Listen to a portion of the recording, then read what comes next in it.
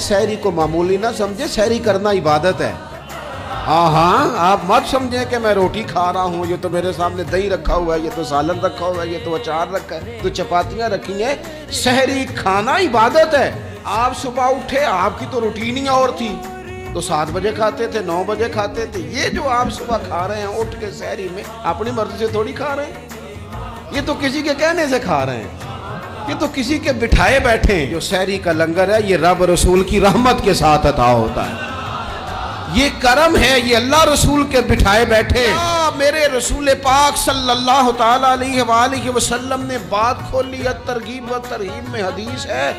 अल्लाह करे ये कभी चस्का लग जाए, ये वाला मजा आ जाए, तो फिर तो घर में दस्तरखान नहीं बिछा हुआ होगा, फिर तो रंग ही कोई और होगा। हुजूर फरमाते अल्लाह ताला और उसके फरिश्ते सहरी खाने वालों पर रहमतों का नुज़ूल फरमाते हैं।